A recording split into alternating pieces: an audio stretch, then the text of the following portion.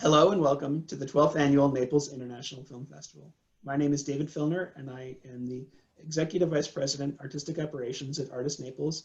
And on behalf of everyone at Artis Naples and the Naples International Film Festival, I'd like to thank you for joining us for this very special TalkBack Q&A. I'd also like to thank our TalkBack Q&A sponsors, Stan and Saran Kraushaar, for their support. Now, I'm very excited to welcome four of the key players in the really important and interesting documentary feature film, Coming Clean. We have the director, Ondi Timoner, and then three of the people who are featured in it, Admiral James Winnefeld, Senator Brittany Petersen, and Destiny Garcia. Welcome. Thank you. Thanks for having us. Yeah. So this is really, it's an important film. It's a really interesting, eye-opening film. Ondi, there's amazing characters in this too. Can you talk a little bit about what got you started, what got you interested in making this film, and then how you found these incredible characters and these amazing stories? Sure. So my career really has been about following impossible visionaries, people who take on the impossible and kind of don't stop at anything until they get to the goal. And usually they're, one or two main characters. A few times I've done films that are about social issues. And the only time I ever do that is if I feel like there's a need to do that because solutions haven't been put out there in a way that people can really get them, understand them, and take them to heart. And so for me, looking at this epidemic and the way that it's portrayed and the way that the people who are struggling to come out of addiction have been generally understood and portrayed and framed in the very important media, it seemed to me that a much more human take on the problem needed to happen, where you understood and fell in love with characters, and you could have compassion and feel no space in between. And so therefore removing the stigma, but also that we needed to have a film that brought solutions to this and showed that solutions are possible, both personally and politically. So that was kind of a big, ambitious project to kind of go about making. And I started in treatment centers and then followed stories until what happened naturally was the stories of, for example, Destiny Garcia, who I met right off the bat in Utah, like my first night of filming in any treatment center, I met Destiny. And then that led to Mayor McAdams, but simultaneously, my mother had read about Brittany in the LA Times and her mother, and the fact that her mother had been an addict for 30 years. And then, so I contacted Brittany separately, and that led us to Colorado. But it was suddenly it became the relationship between people who are in a position to affect policy in some way and people who are coming out of addiction or have been afflicted with this disease. So Admiral Winnefeld entered the story for that, losing his son and making something very, taking his approach to having been a leader in the military and applying that in a very strategic manner towards taking on the opioid epidemic with SAFE Project. So kind of everybody here in this Q&A came to it a different way, but it really is in that relationship and that connection that I think that the magic of this film lies, because it does that. It allows you to realize, meet everyone really as people and really feel like you could be in their shoes.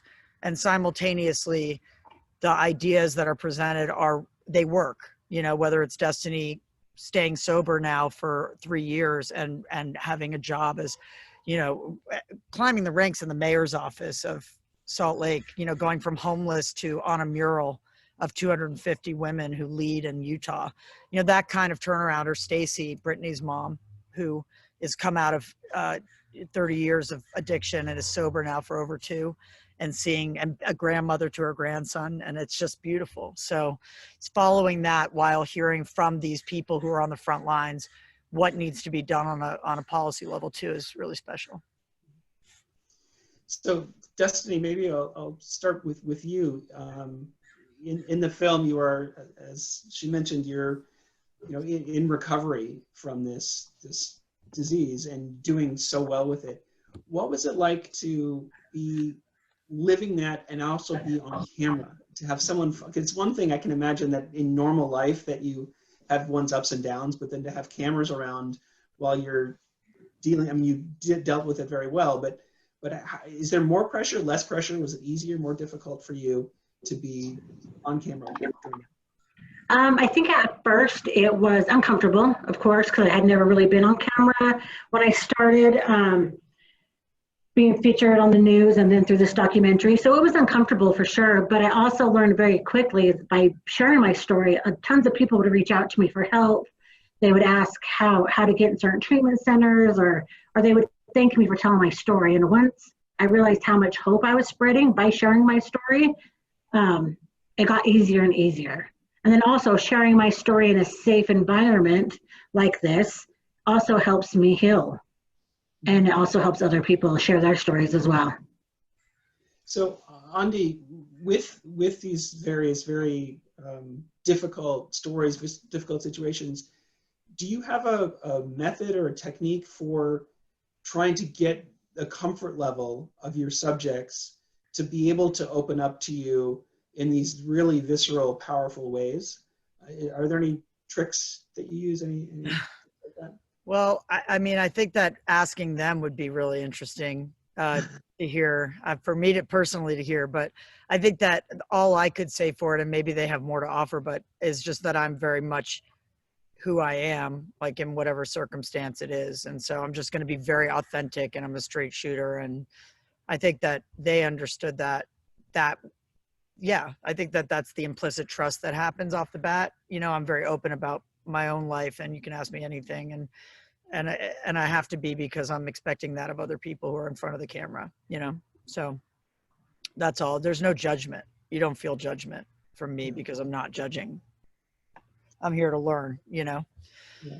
So Well, I think that comes off, but I would love to hear if there was anything that cracked it for them. I don't know. Is there anything you guys? Well, I can say it always felt very supportive. And the only reason I said yes to begin with, to actually meet with them and be interviewed in, you know, the first time that they visited Colorado a few years ago, was because what the perspective that they wanted was about hope and reducing the stigma for people who are struggling with addiction, and telling it in a very different way than is normally covered. And so that's the only reason why I was comfortable saying yes. And ultimately, you know, it made my mom feel like her ability to affect change in Colorado with policies and ultimately be a part of this documentary and tell her story, it made her feel like there was a purpose to all of her suffering. And I think it was healing for both of us by just having to talk about it, even when you're not really feeling like it, but the camera crew's there, or the bill is up, the press conference is happening. And so it kind of forces you to stand strong in that space, tell your story and why this matters so much, no matter how uncomfortable it may be at first. You know, and David, I would chime in on Ondi's challenge here. You know, being the parent of a young man who lost his life to an accidental overdose of fentanyl-laced heroin is not something anybody wants to be in a film for. But because public enemy number one for this crisis is stigma, it makes sense for, you know, people like us to stand up and talk about it. And if we can do that, then maybe other people can help reduce the stigma as well. And when you combine that with Ondi's incredible persistence, her amazing creativity, and her empathetic approach, which is very powerful, you could end up with a portrayal in a film that is well done and will only help us advance this cause of reversing this epidemic in our country. That's so well said, because I was called the Ondinator in like my film about Russell Brand. They called me the Ondinator just because of the persistence. Made me laugh. But thanks. Thank you for that compliment. It's been like amazing working with everyone in this film, because everyone is so passionate from such a heartfelt place about this, and understands that the perception that's in the public eye is not right, not correct. And because of that, all these other problems are in the system and causing great inefficiencies in handling something that could be handled. And it's really sad, but everybody in this film is so passionate about it. So that was probably the number one reason that it was possible to, you know, talk to Admiral Winnefeld. I mean, how would I ever I ended up in his living room, you know, because he cares about saying this can happen to our family too, you know. And Destiny, you talk about that, how it's like, so it's got to be, you're in the position of having been an addict, having been in jail. I mean, you not only have to relive it when you're talking about it or being abused. You've had to be so courageous to be part of this film. Yeah.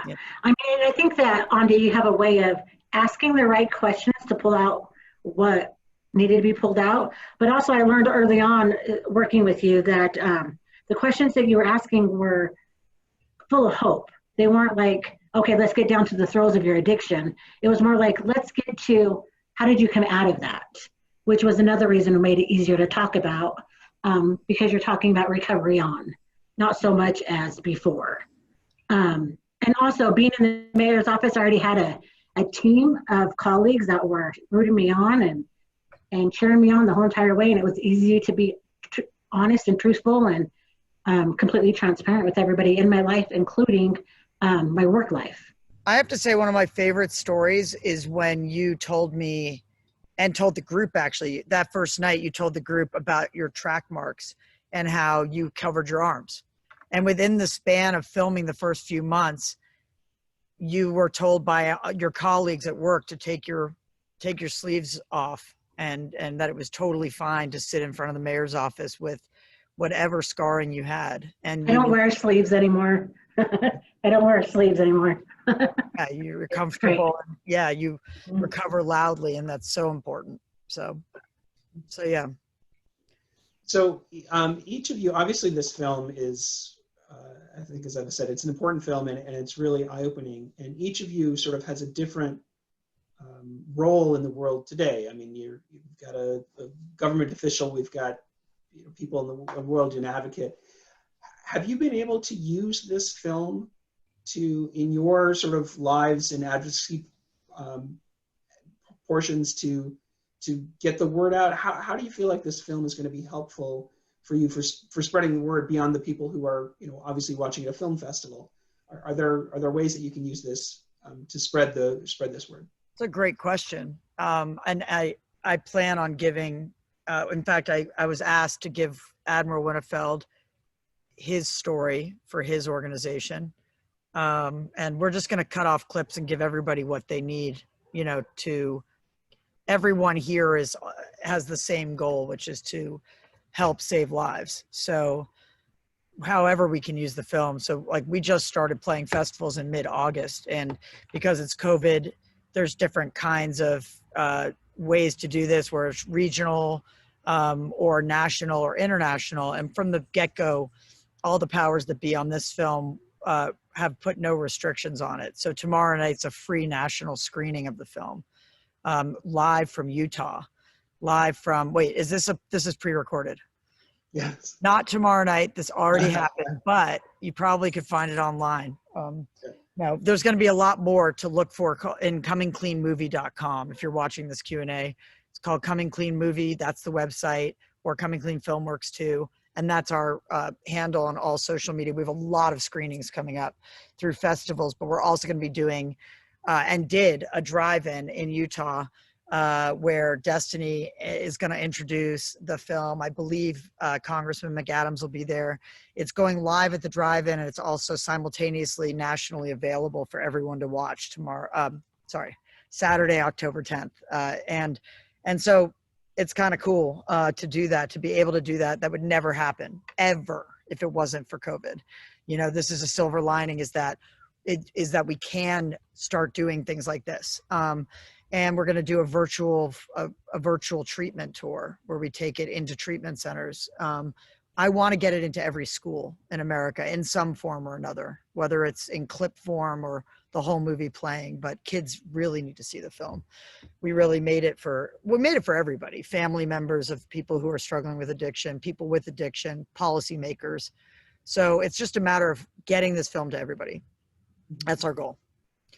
We'll probably go for a national streamer at some point. It'll be available everywhere. But for now, we're just going to try drive-ins and yeah. all that. Yeah. But And then ultimately, Brittany, you need to show it to your committee, like parts of it, right? Isn't everybody going to see it? We could do a screening just for you guys if you want. that would be great. Of course, you know. I think, ultimately this is going to help all of our states, because we're going to be telling stories, reducing the stigma, coming up, giving suggestions for policies that can be implemented immediately to try to address the opioid epidemic and not have so many unnecessary overdoses and deaths, especially during COVID. With me in Colorado, I came out before this documentary to tell my story because I was working on these policies and taking my personal experiences and the gaps that I saw, having my mom go through it to try to change it for other people. And I didn't think my mom was going to survive that, but I was able to finally get her the help that she needed, but the barriers were so high. So our story has already been a part of creating big change in Colorado, which is ultimately how Ondi read about us. But we have so much more work to do.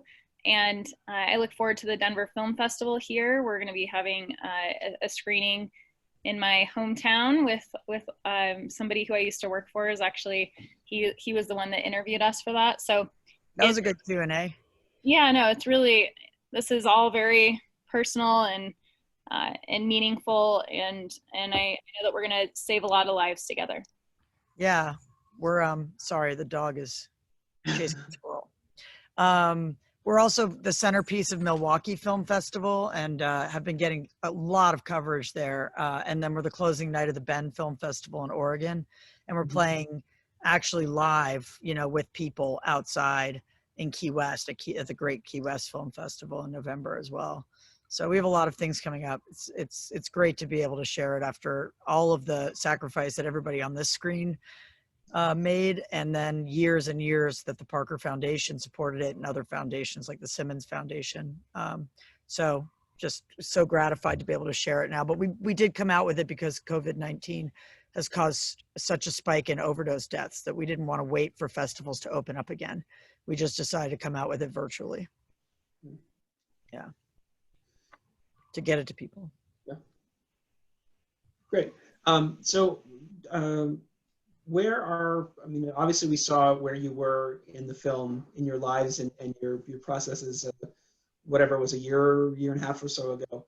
Can you tell us a little bit about where you are, the future and your plans in personal lives as you're moving forward, and how this can impact your personally moving forward?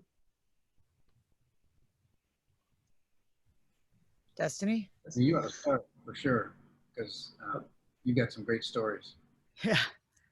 Well, I think just a little update about where I am today. I am buying a house. It's a brand new house. It's been, I always cry when I talk about it. I'm so excited. It's a brand new townhome out here in West Jordan. And to be able to go from homeless to a home ownership in 3.5 years, a little bit less than 3.5 years, is amazing. I think what it does is it shows that recovery is possible. You can rebuild your life no matter what you've lost. You can rebuild it better than what you've ever had. It doesn't matter your age or your gender. It doesn't matter how low you went in your life. You can always rebuild that. So I think, and then seeing myself through the film gives me a sense of strength. Like, I see myself on the film the way others have seen me, and it does greatness for my own ego and the way I walk, the way I talk, the way I carry myself. I know I'm this strong, independent woman, but seeing it on film is amazing. That's amazing to see. Yes. Brittany, what's up with you and your mother, by the way? Yeah, so my mom, she works at Sobriety House still, so it's harder to get her to interviews in the afternoon. Otherwise, she'd be here. But yeah, what's up next for me in my personal life? I have a 9-month-old baby, and I have to leave soon to pick him up at daycare. He just started, which has been amazing, by the way. It's a big relief. But I think that I'm still in the Senate. I'm not up for re-election this year. It's a 4-year term. And so I think there'll be a lot of changes coming up post-election. And ultimately, my focus is going to still be trying to do what I can every minute that I'm elected to fill these gaps while I'm in this position. And, you know, you never know what's going to happen. And maybe I don't run for office for the state Senate again.